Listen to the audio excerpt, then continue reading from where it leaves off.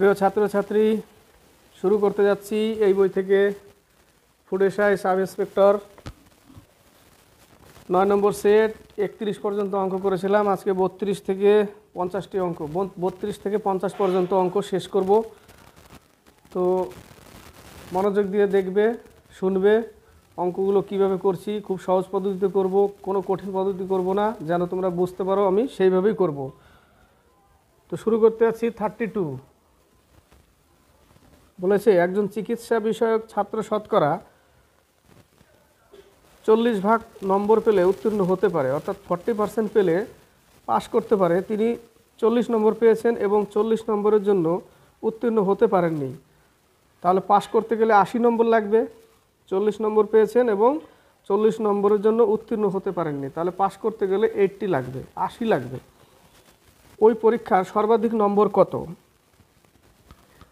ধরে নেই পরীক্ষার সর্বাধিক নম্বর এক্স, তার 40% অর্থাৎ 40/100, এক্স ইন্টু 40/100 ইকুয়াল টু তাকে পেতে হবে 80 নম্বর।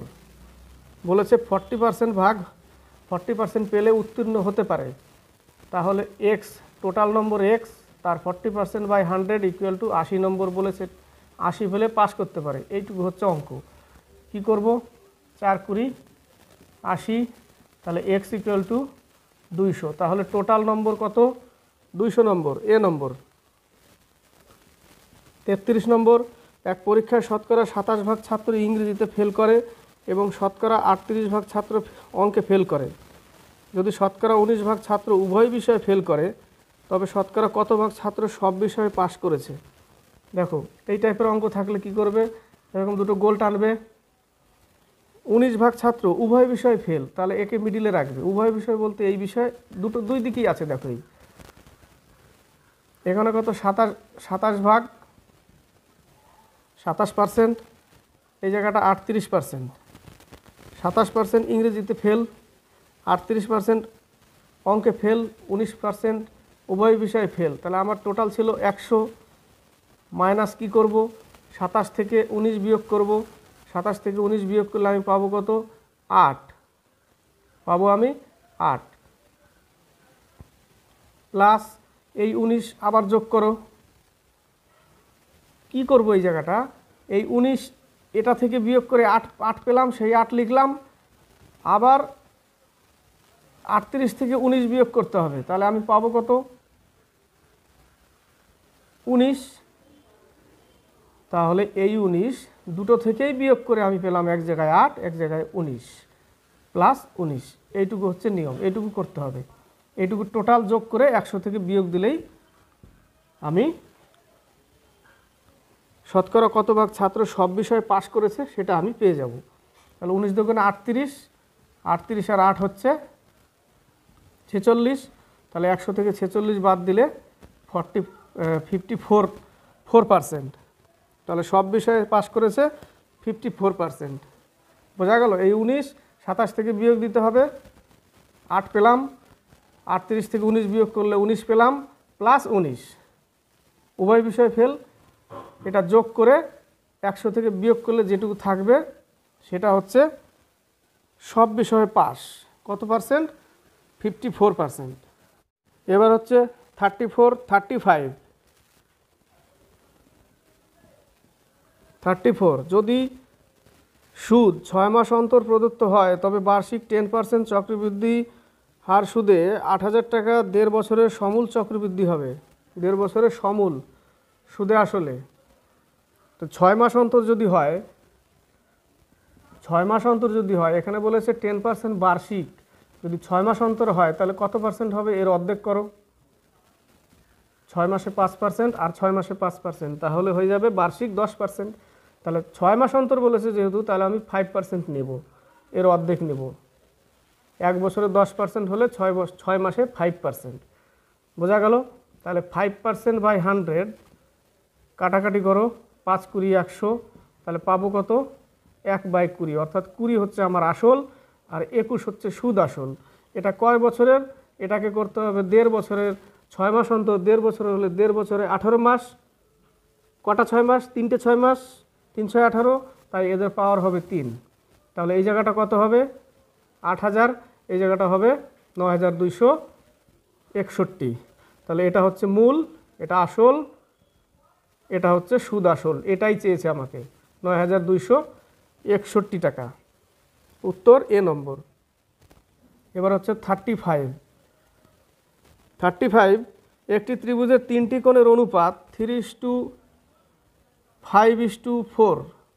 ত্রিভুজের 3টি কোণের অনুপাত, ত্রিভুজের টোটাল কোণের মান কত? 180 ডিগ্রি। তাহলে এগুলো যোগ করে দিই, 3, 5, 4 = 180 ডিগ্রি। তাহলে 12 ইউনিট সমান সমান 180 ডিগ্রি, 1 ইউনিট সমান সমান 15। 1 ইউনিট সমান সমান 15। বোঝা গেল? 1 ইউনিট সমান সমান 15। তারপরে কি বলেছে? ক্ষুদ্রতম কোণের দ্বিগুণ ও দ্বিতীয় বৃহত্তম কোণের মধ্যে পার্থক্য কত? তাহলে ক্ষুদ্রতম কোণের দ্বিগুণ, ক্ষুদ্রতম কোণ কত? 3। তাহলে 15 × 3 = 45। আর বৃহত্তম দ্বিতীয় কোণ, বৃহত্তম দ্বিতীয় কত? 4। তাহলে 15 × 4 = 60। কিন্তু এই ক্ষুদ্রতম কোণের দ্বিগুণ করতে বলেছে আবার, তাহলে 90। তাহলে এই 90 থেকে যদি 60 বিয়োগ করি তাহলে থাকবে কত? 30 ডিগ্রি আনসার। কত ডিগ্রি? 30 ডিগ্রি। 35-এর ডি। এবার 36 থেকে 38, 36 নম্বর ম্যাথ। 30 লিটার মিশ্রণে দুধ ও জলের অনুপাত 7:3। দুধ ইস্টু জল অনুপাত হচ্ছে 7:3। টোটাল কত? 30 লিটার। তাহলে অনুপাত যোগ করো, কত হবে? 10 ইউনিট = 30, 1 ইউনিট = 3। তাহলে দুধ হচ্ছে 21 লিটার, 21 লিটার হচ্ছে মিল্ক, আর 9 লিটার হচ্ছে ওয়াটার। এবার বলেছে যে মিশ্রণে কি পরিমাণ জল মেশালে দুধ ও জলের অনুপাত 1:2 হবে। তাহলে 9 লিটারের সাথে ধরে নিই x লিটার মেশালাম, অনুপাত হবে 1:2। এটা 21 দুগুণে 42 = 9 + x। তাহলে x =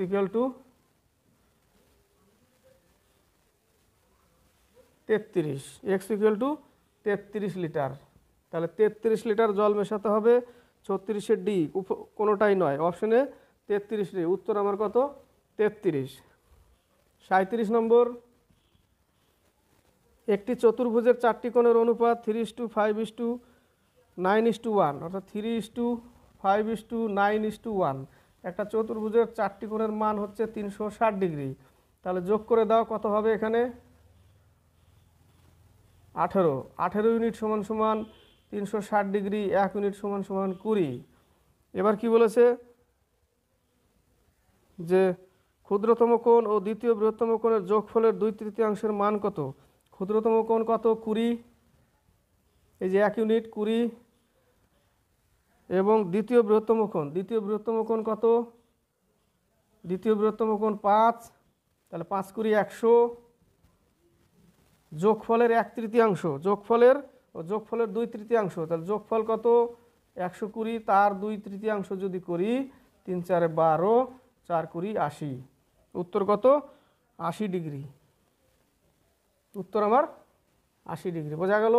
টোটালটা যোগ করে 4টা কোণের মান কত? এক একটা 90 ডিগ্রি করে, কোণগুলো 90 ডিগ্রি করে। তাহলে 360 ডিগ্রি। তাহলে 1 ইউনিটের মান কত পেলাম? 20। তাহলে 20, এটা ছোট মান, 20 পেলাম। এবার বলেছে দ্বিতীয় বৃহত্তম কত? 5। 5 × 100 যোগ করে দিয়ে বলেছে যোগফলের 2/3, মানে 2/3 গুণ করে দিয়ে কত পেলাম? কেটে 80 ডিগ্রি পেলাম। এটা হচ্ছে উত্তর। এবার হচ্ছে 38 নম্বর। 38 নম্বর বলছে একটি বস্তু ক্রয় মূল্য বিক্রয় মূল্যের মধ্যে অনুপাত, ক্রয় মূল্য বিক্রয় মূল্য এর মধ্যে অনুপাত কত? 2:3। অর্থাৎ 2 টাকায় কিনেছে, 3 টাকায় বিক্রি করেছে।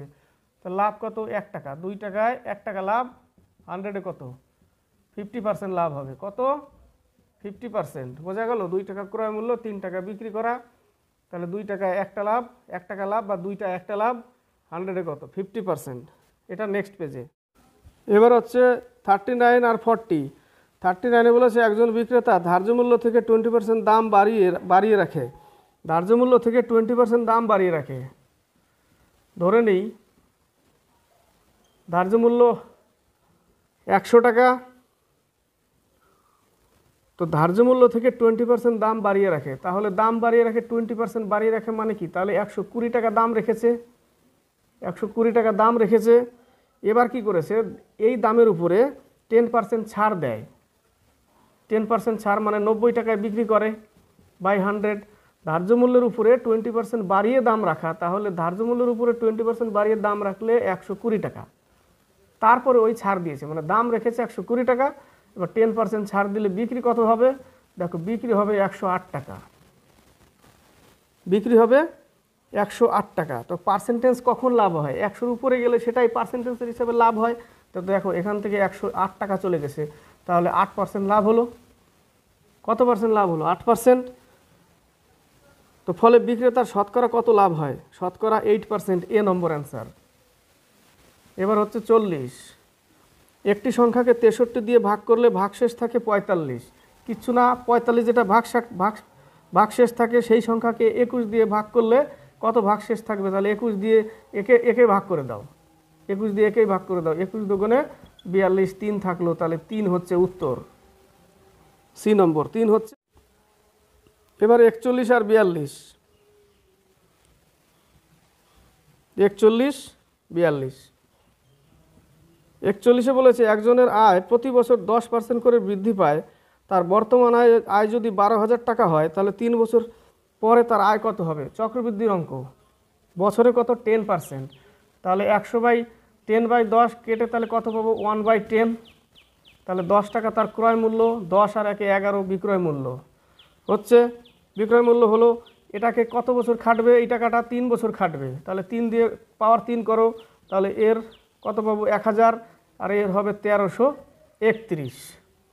কিন্তু কি আসল টাকা এসেছে? আসল টাকা তো বলেছে 12,000 টাকা, কিন্তু এখনও তো 12,000 আসেনি। তাহলে এর সাথে যদি 12 গুণ করি, তাহলে এর সাথে 12 গুণ করলে দেখো এটা 12,000 চলে আসছে, তাহলে আসল এত টাকা, তাহলে এর সাথে 12 গুণ করো, তাহলে কত টাকা হবে? সেটাই হবে উত্তর। গুণ করলে যেটা হবে সেটাই উত্তর। 2 1 2, 6 6 2 1 3 3 1 2 7 9 5 1, 15,972 টাকা, 15,972 টাকা, ডি নম্বর অ্যান্সার। এটা হচ্ছে চক্রবৃদ্ধির সব থেকে সহজ উপায়, শর্টকাট। এবার 42 নম্বর বলেছে একটি ঘড়িতে 10টার ঘন্টা বাজতে 10 সেকেন্ড সময় লাগে, তবে 12টার ঘন্টা বাজতে কত সময় লাগবে? অনেকে ভুল করে পরীক্ষার ঘরে। 10টার ঘন্টা বাজতে 10 সেকেন্ড, 10টার ঘন্টা যদি নিই তাহলে শুরু থেকে যে একটা ঘন্টার কাটা নিব সেটা তো পার করে না। ওই পার করে কি? ছবি এঁকে দেখাচ্ছি, দেখো।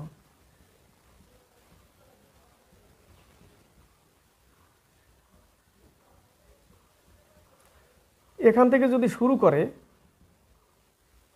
বলেছে 10টার কাটা পার করতে 10 সেকেন্ড সময় নেয়, তো সব সময় একটা কম কেন? একটা কম কেন থাকে? কারণ প্রথম থেকে যেটা শুরু করে সেটা তো পার করছে না, সেটা থেকে যা শুরু করছে সেটাকে কিন্তু কাউন্টিংয়ে ধরে নিয়েছে। তো যেটা থেকে শুরু করবে সেটা কাউন্টিংয়ে থাকবে, কিন্তু সেটাকে তো সে পার করে না, সেটাকে পার করে না, কাউন্টিংয়ে থাকবে কিন্তু পার করে না। তাই সবসময় একটা কাটা কম ধরতে হবে। তাহলে কী করব? 9টার ঘন্টা বাজতে ওর লাগে 10 সেকেন্ড, একটা কাটা কম নিব আমি সবসময়, তাহলে একে কত? এবার বলেছে 12টার ঘন্টা বাজতে কত সময় লাগবে? এবার 12টার বলেছে, সেখানেও এক কম নিব, 11। বোঝা গেল? তাহলে 9 110, 9 12 108, 12 পূর্ণ 2 3, 12 পূর্ণ 2 9, এই হচ্ছে উত্তর, সি নম্বর। এবার 43 থেকে 45। 43 বলেছে 4 জন পুরুষ ও 6 জন মহিলা একটি কাজ 8 দিনে করতে পারে, 3 জন পুরুষ এবং 7 জন মহিলা কাজটি করে 10 দিনে, তবে 10 জন মহিলা কাজটি কত দিনে শেষ করবে? 43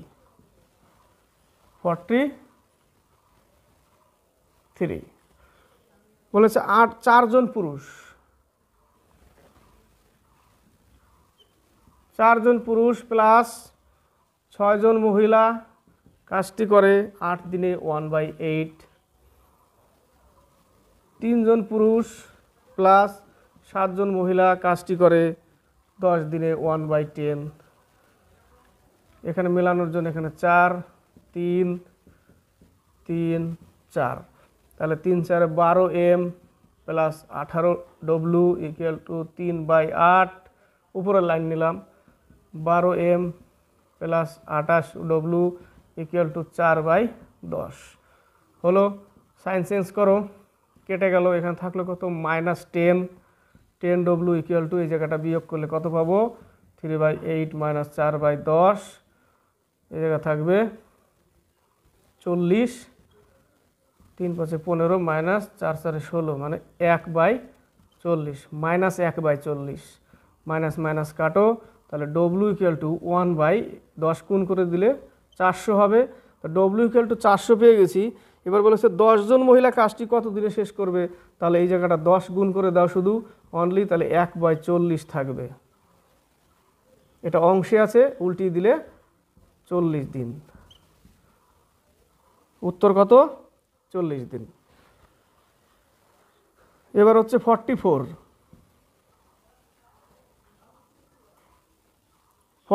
একজন ব্যাটসম্যান 16টি ইনিংসে একটি গড় রান করে, 16টি ইনিংসে একটি গড় রান করে, ধরে এই 16টি ইনিংসের গড় রান হচ্ছে এক্স, তাহলে 16 ইনিংসের টোটাল রান, এটা হচ্ছে টোটাল রান, 16 ইনিংসের টোটাল রান, ঠিক আছে। গড় রান যদি এক্স হয়, 16 ইনিংসের টোটাল রান পেলাম ইকুয়াল টু 17তম ইনিংসে, সরি এবার 17তম বলেছে, 17তম ইনিংসে 85 রান করার ফলে তার রানের গড় 3 বৃদ্ধি পায়। তাহলে গড় ছিল আমার এক্স, এবার বলেছে 3 বৃদ্ধি পায় কখন, যখন 17তম ইনিংসে 85 রান করে। এইটুকু হচ্ছে 16তম ইনিংসের টোটাল রান যোগ 17তম ইনিংসের রান, তাহলে এটা টোটাল হচ্ছে 17তম ইনিংসের টোটাল রান, 17তম ইনিংসের টোটাল রান, এইটুকু 16তম ইনিংসের টোটাল রান প্লাস 17তম ইনিংসের এই রানটুকু হয় 85, তাহলে এটা টোটাল কার রান 17তম ইনিংসের রান। কখন বৃদ্ধি পাবে, 3 বৃদ্ধি পায়, ফলে তার রানের গড় 3 বৃদ্ধি পায়। কিন্তু এটা হচ্ছে আগে ছিল এক্স, 3 বেড়ে গেছে গড়, কততম ইনিংসের গড় এটা 17তম, এটা হচ্ছে এক্সের উপরে গড়ের উপরে 3 বেড়ে গিয়ে টোটাল, এটা হচ্ছে এখন গড়, গড়ে এত হয়েছে এক্স প্লাস 3, কিন্তু কত ইনিংস, কততম ইনিংস টোটাল হলো 17তম ইনিংস, তাহলে 17তম ইনিংসের টোটাল রান, আর এখানে হচ্ছে 17তম ইনিংসের টোটাল রান, দুটো ইকুয়াল, তাই ইকুয়াল করলাম। তাহলে 16x plus 85 equal to 17x plus 3 17 51, এদিকে আসলে মাইনাস এক্স, এটা ওই পাশে গেলে বিয়োগ করতে হবে, কত থাকবে 4 1 আছে কত 5 4 আর এগুলো 3 34, মাইনাস 34 কেটে দিলাম মাইনাস। তাহলে বলেছে 17তম ইনিংসের পর তার রানের গড় কত, তাহলে এক্স এর মান তো 34 পেলাম, তার সাথে 3 যোগ করতে হবে, আর তাহলে 3 যোগ করলে হয়ে যাবে 37, কত উত্তর 37। এবার হচ্ছে 45, কোনো প্রতিষ্ঠানের কর্মচারীদের মাথাপিছু গড় বেতন 600 টাকা, মাথাপিছু গড় বেতন 600 টাকা, 45 গড় বেতন 600 টাকা, কর্মচারী ধরে নেই টোটাল কর্মচারী এক্স, মাথাপিছু গড় যদি 600 টাকা হয় তাহলে টোটাল টাকা এটা।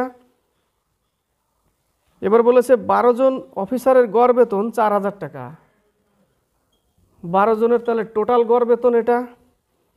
বাকি কর্মচারীদের মাথাপিছু গড় বেতন 560 টাকা হলে মোট কর্মচারীর সংখ্যা কত, তাহলে এটা হচ্ছে টোটাল কর্মচারীর 600 টাকা গড় বেতন, তাহলে টোটাল বেতন প্লাস 12 জন অফিসারের 4000 টাকা প্লাস, এবার কি করব বাকি কর্মচারীদের, তাহলে 12 জন বাদ দিতে হবে এক্স থেকে, 12 জন যদি বাদ দিই তাহলে বাকি কর্মচারীদের গড় বেতন কত 560, এই হচ্ছে আমার সমীকরণ, ঠিক আছে। এই হচ্ছে, এই লাইন হচ্ছে আমার সমীকরণ। তাহলে এই জায়গা থেকে কি আসবে দেখো, 600x equal to 4 12 48 plus 560x minus 560-এর সঙ্গে যদি 12 গুণ করি তাহলে আসবে কত 0, 6 2 12 1 5 10 11 0 6 5, 6720, 6,720। এবার 560 যদি এইদিকে আনি তাহলে আমার থাকবে 40x, আর এই 6,720 48,000 থেকে বিয়োগ করতে হবে। কি করতে হবে? 48,000 থেকে বিয়োগ করলে 6,720 যদি বিয়োগ করি,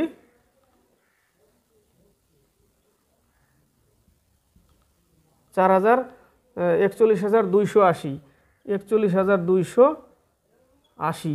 শূন্য শূন্য কাটো, দেখো 4 × 10 = 40, 3 × 4 = 12, 4 × 2 = 8, 1032। কত আসবে? 1032 আসবে উত্তর। এটা হচ্ছে নেক্সট পেজে সি নম্বর, 1032 সি নম্বর। এবার হচ্ছে 46 আর 47। 46-এ দেখো এ এবং বি একটি কাজ 30 দিনে শেষ করে, বি এবং সি সেই কাজটি 24 দিনে এবং সি এবং এ সেই কাজটি 20 দিনে শেষ করতে পারে। যদি তারা একসঙ্গে কাজ করে তাহলে কাজটি কত দিনে শেষ হবে? সবাই সবার সাথে কি করে আছে? সবাই সবার সাথে একবার করে আছে, তাই আমি হাফ কমন নেব। কি করব? হাফ কমন নেব।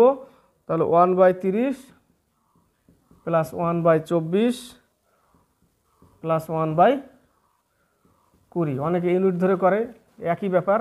এদের লসাগু কত হবে? লসাগুটা একটু করে নিতে হবে।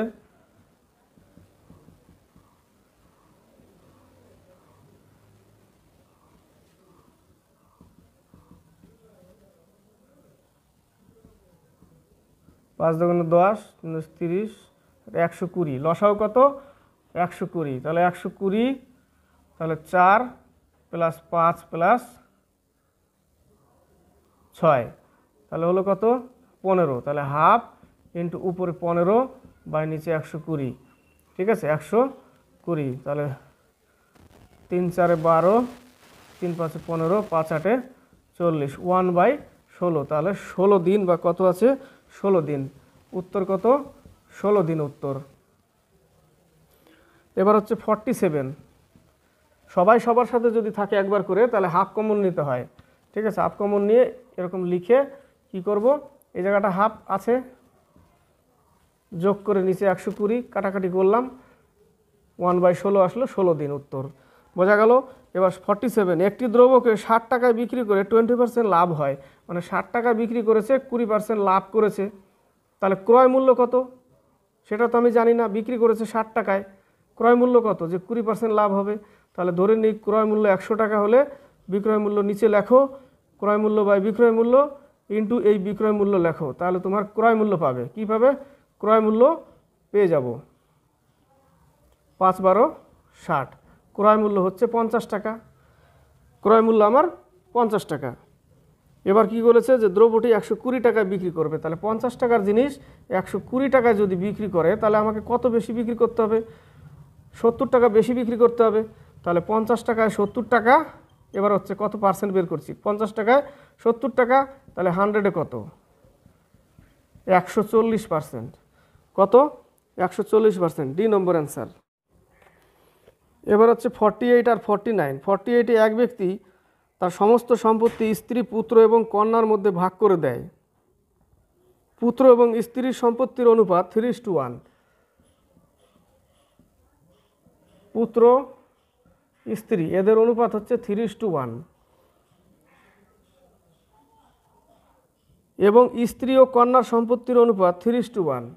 স্ত্রী এবং কন্যা, তাহলে পুত্র, স্ত্রী, কন্যা, তাহলে 3:1 এদেরও। তাহলে দ পদ্ধতিতে এদের টোটাল স্ত্রী, পুত্র, কন্যা আমি অনুপাত বের করে নিই, 9:3:1। তাহলে এবার বেরোল পুত্র, স্ত্রী, কন্যা।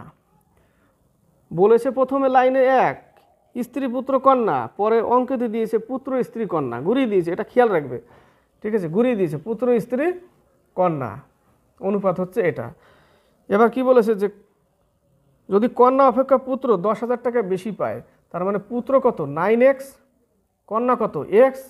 10,000 টাকা বেশি পায় মানে কি? ওদের মধ্যে ডিফারেন্স 10,000 টাকার। তাহলে 8x = 10,000। তাহলে x বেরোবে 1250। x = 1250। এবার বলেছে যে তাহলে মোট সম্পত্তির মূল্য কত টাকা হবে? x এর মান 1250 বা 1 ইউনিটের মান 1250, এখানে 1 ইউনিটও ধরতে পারো, এক্স ধরলে এগুলোতে এক্স ধরতে হবে। তাহলে টোটাল অনুপাতের যোগফল কত ইউনিট? 13 ইউনিট। টোটাল অনুপাত 13, 1 ইউনিট ধরলে টোটাল অনুপাত 13 ইউনিট। তাহলে এর সাথে কি করব, শুধু 13 ইউনিট গুণ করে দাও, বাস। তাহলে টোটাল অ্যামাউন্ট চলে আসবে একসাথে। কত হবে? 16,250 টাকা। 16,250 টাকা গুণ করে দিলে এটা আসবে। উত্তর কত? এ নম্বর। এবার হচ্ছে 49। 12 লিটার মিশ্রণে জল ও অ্যাসিডের অনুপাত 1:5। টোটাল মিশ্রণ কত? 12 লিটার। অ্যাসিড আর ওয়াটার 1:5। এই মিশ্রণে আরও কত লিটার অ্যাসিড ঢাললে অনুপাত 1:8 হবে? তাহলে আমি টোটাল ইউনিট কত? 6 ইউনিট সমান 12 লিটার, 1 ইউনিট সমান 2 লিটার। তাহলে একটা অ্যাসিড হচ্ছে 2 লিটার আর জল হচ্ছে 10 লিটার। অ্যাসিড 2 লিটার, জল 10 লিটার।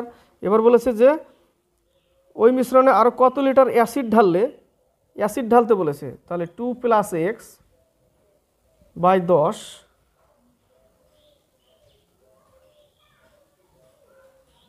উপরে বলেছে কি জল আর অ্যাসিড। আচ্ছা, জল আর অ্যাসিড, তাহলে জল কত? 10, অ্যাসিড কত? 2। ওই মিশ্রণে আরও কত লিটার অ্যাসিড ঢাললে, মনে করি x লিটার অ্যাসিড ঢাললাম আরও, তাহলে অনুপাত হবে কত? 1:8। তাহলে 8 × 10 = 80। অঙ্ক গুলিয়ে দিল নাকি, না কি বলেছে? 2 লিটার অ্যাসিড 1:5, জল আর অ্যাসিড। আচ্ছা 1:2, উল্টো করে দিয়েছি আমি, মানে এটা হবে ওয়াটার, এটা হবে অ্যাসিড। জল আর অ্যাসিড, এটা হচ্ছে 2 হচ্ছে জল, 10 হচ্ছে অ্যাসিড। তাহলে ওই মিশ্রণে আরও কত লিটার অ্যাসিড ঢাললে, নতুন মিশ্রণে জল ও অ্যাসিডের অনুপাত হবে 1:8। কত লিটার অ্যাসিড ঢাললে, ওই মিশ্রণে কত লিটার অ্যাসিড ঢাললে, তাহলে আমি 2 অনুপাত কত? জল আর 10 হচ্ছে অ্যাসিড। তাহলে অ্যাসিডের সাথে আরও x লিটার অ্যাসিড মিশালাম, অনুপাত হবে 1/8। 1/8। তাহলে 8 × 2 = 16 = 10 + x। তাহলে x এখানে রেখে দাও। তাহলে 6 লিটার আরও অ্যাসিড ঢালতে হবে, 6 লিটার অ্যাসিড ঢালতে হবে। 50 নম্বর ম্যাথ। 50 নম্বর, একটি ট্রাক 8 ঘন্টায় 360 কিমি পথ অতিক্রম করে এবং একটি গাড়ি 6 ঘন্টায় ওই পথ অতিক্রম করে তবে তাদের গতিবেগের অনুপাত কত? 360/8, 360/6, দূরত্ব বাই সময় গতিবেগ হয়ে গেল। তাহলে কত পাবো? উপরে কেটে দাও, তাহলে এই 6 চলে যাবে উপরে আর এটা চলে যাবে, 8 চলে যাবে ওদিকে, এইভাবে ক্রস, তাই না? তাহলে এখানে কত থাকবে? 3:2।